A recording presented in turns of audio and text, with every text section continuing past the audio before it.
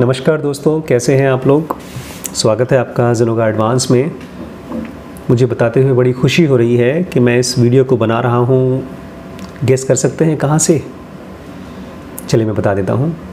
हम लोग इस समय तिरुवन्नमलाई हैं, रमण आश्रम के पास में हैं। और आज ही जिस चैप्टर को हम लोग पढ़ने वाले हैं उसका नाम है अरुणाचला पहाड़।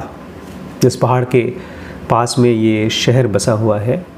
असल में हुआ ऐसा कि मैं और रिम्पी आज से तकरीबन 1 महीने पहले सोच रहे थे कि एक छोटा सा जगह जो हम लोग डेवलप करना चाहते हैं लखीमपुर में, उसका स्ट्रक्चर कैसा हो, उसकी शक्ल कैसी हो। और फिर हमने डिसाइड किया हम जाएंगे पौंडीचेरी। वहाँ पर एक इसी तरह का स्पिरिचुअल टाउन बसा हुआ है, उसका नाम है ऑरोविले। वहाँ पर अरविंद आश्रम बसा हुआ है। लेकिन उसके बाद पता नहीं कैसे हम दोनों को, मुझे और रिम्पी को, ये लगने लगा। उसी समय हम लोगों ने ये ज़ेनोगा एडवांस में हमने रमण आश्रम के बारे में और रमण के बारे में बात करना शुरू किया, उनकी बायोग्राफी पढ़ना शुरू किया। और फिर ये फीलिंग आना शुरू हो गई कि हमको इससे पहले कि हम ऑरोविले जाएं, हमको रमण आश्रम जाना चाहिए। इसके पीछे कोई स्पेसिफिक पर्पज़ नहीं है, बस केवल जा कर के उस जगह को देखना। इससे पहले मैंने पर्सनली तो कुछ गुरुओं के आश्रम में जा कर के, जैसे मैंने आपसे बहुत पहले भी डिस्कस किया है, जैसे मैं मेडिकल कॉलेज में था, गया था, कुछ प्रोग्राम्स अटेंड किए थे। अब वहाँ जाने की कोई इच्छा नहीं होती। लेकिन कृष्णमूर्ति फाउंडेशन जब गए तो हम दोनों को ये लगा कि इस टाइप की अपनी एक जगह होनी चाहिए। फिर ये भी मन में आया कि क्यों ना रमण आश्रम चला जाए और वहाँ देखा जाए कि उसकी ऊर्जा कैसे है। तो फ़िलहाल सुबह सुबह हम लोग गए थे रमण आश्रम में। बहुत अच्छा लगा। थोड़ी बहुत हमने वीडियो फुटेज भी लेने की कोशिश की है, लेकिन वो तो कैमरा है। जो हमने महसूस किया है वो तो हम जानते हैं। लेकिन जो भी महसूस किया है उसके पीछे क्या वजह है? क्योंकि आप लोगों में से बहुत से लोगों ने पूछा है कि क्या स्पिरिचुअल प्लेसेस की अपनी कोई ख़ासियत होती है हमारे अंदर में सेल्फ़ को जगाने के लिए। इसको ऐसे समझिए जैसे बीमारी और दवाई। यहाँ पर इस समय रमण आश्रम के आसपास में बहुत से लोग हैं जो केवल यहाँ इसलिए आए हैं ताकि भगवान से कुछ न कुछ मिल जाए। शाम को अभी हम लोग गए थे, जो बड़ा सा मंदिर है, जो कई सौ सालों पुराना मंदिर है, शंकर का मंदिर है। वहाँ जाकर के तो ऐसा लगा जैसे मार्केट में घूम रहे हैं। करीब आधे पौन घंटे बाद मैंने रिम्पी से कहा, रिम्पी अब वापस चलते हैं, मुझसे सहा नहीं जा रहा है, सफोकेशन हो रहा है यहाँ पे। मंदिर बहुत पुराना है और उससे खाली ये फीलिंग आती है कि लोगों को बिलीफ हुआ था, एक स्पिरिचुअलिटी की बिलीफ हुई थी। और उसीलिए आज से हज़ारों साल पहले किसी न किसी, चाहे राजा की मदद से, चाहे लोगों की मदद से, चाहे कैसे भी, एक स्ट्रक्चर खड़ा हुआ। और फिर उस स्ट्रक्चर में ही रमण जैसे बहुत से साधु संत आकर रुके। अभी भी कहते हैं इस पहाड़ के अंदर गुफाओं में कुछ शरीर के साथ शरीर और कुछ लोग बिना शरीर के, मतलब मॉलिक्यूलर बॉडी में यहाँ पर रहते हैं, मास्टर्स रहते हैं। बहुतों ने तो ये भी कहा है, लोग कहते हैं हमने रोशनी चलते हुए देखा है पहाड़ के आसपास। लेकिन जैसे ही हम लोग इस तरह की बातचीत करना शुरू कर देते हैं, हम लोग अपनी कोर ऑफ स्पिरिचुअलिटी, जो सीरियस स्पिरिचुअल सर्च है, उससे भटक जाते हैं। क्योंकि रमण ने इस जगह को नहीं खोजा था। रमण ने जिस चीज़ को खोजा था वो उनके अंदर था, और वो आप कहीं से भी खोज सकते हैं। बट सवाल ये उठता है, जैसे मैं आपसे कह रहा हूँ कि क्या जगह का कोई मोल है? वो किस चीज़ के ऊपर डिपेंड करता है? वो डिपेंड करता है हमारे अपने अंदर की अनकॉन्शियस आइडेंटिफिकेशन के ऊपर। मुझे याद है बचपन में मेरी माता जी ने मुझे MBBS करने के लिए बॉम्बे से पुणे नहीं भेजा, क्योंकि वो अपने बेटे के बिना नहीं रह सकती थी। तो उस समय बहुत गहरा लगाव था। लेकिन उसके कुछ सालों बाद, 2-3 साल बाद, वो मुझे छोड़ करके चली गई इलाहाबाद, क्योंकि वहाँ पर कुछ उनको काम था। उसके बाद अक्सर जाती रहीं 2-2 महीने, 3-3 महीने के लिए। तो उस समय शायद थोड़ा लगाव कम हो गया। लगाव मतलब हमारी आइडेंटिफिकेशन। हमको जिस चीज़ से फ्रीडम चाहिए वो कोई दिला नहीं सकता। उस फ्रीडम को पाने के लिए हमें अपने अंदर के अनकॉन्शियस आइडेंटिफिकेशंस को पहचानना होगा। अगर किसी आश्रम में जाकर के किसी भी इंसान के पास जाकर के आप ख़ुद को पहचान पाते हैं तो अच्छी बात है, लेकिन इसमें ध्यान रखिएगा आप ख़ुद को पहचान पा रहे हैं, सामने वाले को खूंटा बना करके फंसना नहीं है।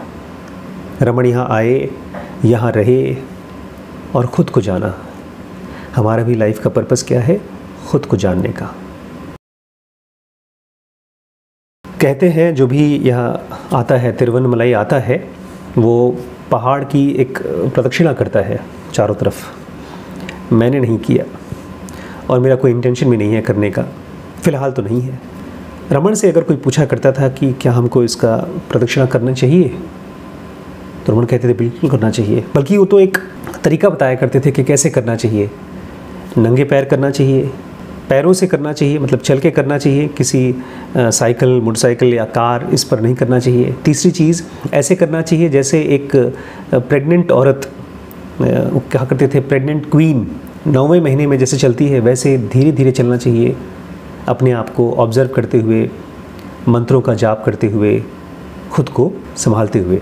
और एक बार कहा जाता है प्रदक्षिणा करते समय एक बूढ़ा आदमी था, ये कहानी है, इस कहानी को सुन लीजिए। वो बहुत परेशान था, वो सोच रहा था मैं छोड़ के चला जाऊँ यहाँ से, और वो कमज़ोर था, उसके पैर काम नहीं कर रहे थे, पकड़ के चलते हैं सहारे से। तो ऐसे ही वो सहारा लेकर के अपने लंगड़ा के जा रहा था, तो उसको एक छोटा सा यंग स्वामी दिखाई दिया, जिसने उसको, उसके क्राउचेस को, उसके सपोर्ट को छीन लिया। उसको कहा तुम्हें इसकी ज़रूरत नहीं है, और फिर वो आदमी चलने लगा। इस तरह की एक नहीं कई मैजिकल स्टोरीज़, मिस्टिकल स्टोरीज़ आप लोग सुनेंगे, और खाली रमण आश्रम में नहीं, खाली तिरुवन्नमलाई में नहीं, बहुत जगहों पर। लेकिन ये सारी की सारी स्टोरीज़ किस लिए हैं?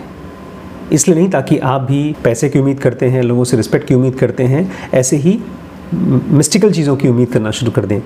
ये ब्रेन उम्मीद करने का मशीन है, लेकिन उम्मीदें हमको केवल लाचार और भिखारी बनाती हैं। तो क्या प्रदक्षिणा करनी चाहिए? बहुत पुरानी कहानी है, ढेर सारी कहानियाँ। ये कहानियाँ किस लिए होती हैं? बहुत ज़माने पहले देवताओं और असुरों के बीच में लड़ाई हो रही थी, सुना होगा ना आपने। और एक तरफ देवता और एक तरफ असुर समुद्र मंथन कर रहे थे, और समुद्र मंथन में ढेर सारी चीज़ें निकली। अमृत निकला, विष निकला, इच्छा प्रदान करने वाली चमत्कारी गाय निकली, इस तरह की ढेर सारी चीज़ें निकली। लेकिन आपको क्या लगता है, देवी देवताओं ने ये सब चीज़ किया होगा? या हमारे बारे में कहानी है, हमारे अपने अंदर के बारे में? क्योंकि जब तक हम बाहर की कहानी को पकड़कर अंदर नहीं चले जाते, तब तक तो कुछ फ़र्क पड़ता नहीं है। चाहे आप अपने घर में, मोबाइल में या टीवी में किसी फिल्म को देखें, हीरो को हीरोइन को बचाते हुए, विलन को मारते हुए, या आप देवी देवताओं की कहानियाँ सुने और बड़े खुश हो जाएं, कोई फ़र्क नहीं पड़ेगा। लेकिन सवाल ये है कि हमारे अंदर में सुर क्या है और असुर क्या है। यहाँ की बहुत फेमस कहानी है, मैं आपसे बताना चाहता हूँ। इस पहाड़ की, अरुणाचल पहाड़ की, बहुत ज़माने पहले, पता नहीं कब, कहा जाता है विष्णु और ब्रह्मा जी के बीच में हो गई लड़ाई। अच्छी बात है, इस तरह की कहानियाँ को सुना करिए और विश्वास किया करिए।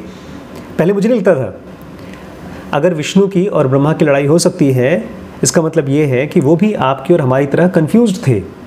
और अगर वो लोग आज इतने महान और ग्रेट लोग हैं कि उनकी मंदिरों में मूर्ति बन रही है और लोग पूजा कर रहे हैं, तो इसका मतलब आप और हम भी मुक्त हो सकते हैं, फ्री हो सकते हैं। और लड़ाई किस बात पर हुई? इसी बात पर, इसलिए आपके पॉलिटिशियंस लड़ाई करते हैं, इसलिए आपके फिल्म स्टार्स लड़ाई करते हैं कि कौन महान है। तो एज़ यूजुअल जब ताकत आपस में अपनी एनर्जी वेस्ट करती है तो आसपास केओस मच जाता है, धरती केओस में फंस गई पूरी तरह से। और फिर देवताओं ने जाकर के शंकर की पूजा की। शंकर समझते हैं ना? शंकर मतलब मृत्यु, डेथ, अंत। कृष्णमूर्ति कहा करते थे कि किसी बाहर डेथ को खोजने की कोशिश मत करिए, अपने अंदर में अपने पास्ट के लिए चाहे वो एक दिन का पास्ट हो चाहे एक साल का, उसके प्रति मर के देखिए। खैर, तो ये लोग गए शंकर के पास और शंकर से कहा कुछ करिए। तो शंकर ने अपने आप को एक बड़ी सी रोशनी की तरह, लाइट की तरह, कैसी रही होगी लाइट, अपने आप को प्रकट किया इस पहाड़ पे, अरुणाचल के पहाड़ पे। और वो रोशनी का कोई अंत नहीं था। जैसे हम लोग डिस्कस करते हैं ना ज़ेनोगा एडवांस में कि हम सब अंदर से क्या हैं, डिवाइन फ्रैगमेंट हैं, कॉस्मिक कॉन्शियसनेस है।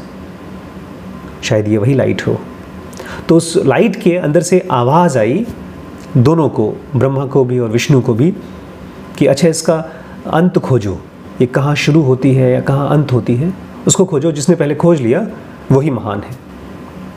और ये भी बड़ा इंटरेस्टिंग है कि विष्णु तो नीचे की तरफ एक बोर बन के, एक सुअर बन के नीचे की तरफ ज़मीन में खोदते गए पहाड़ के अंदर, और रोशनी मिली नहीं कहीं उनको। लेकिन उसके चक्कर में वो खोदते खोदते अपने अंदर जाना शुरू कर गए और फिर वो चुप हो गए। चुपचाप शंकर के पास आए, मतलब उस लाइट के पास आए और कहा कि मुझे नहीं पता चला। और वो चुप हो गए और कहा कि आप महान हैं, आप ग्रेट हैं, सरेंडर कर दिया। और ब्रह्मा ऊपर की तरफ गए, हंस का रूप लिया और ऊपर की तरफ गए।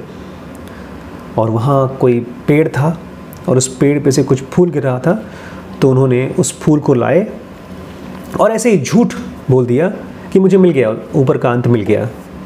तो झूठ अपने आप में झूठ होता है, यही उसकी कमज़ोरी होती है।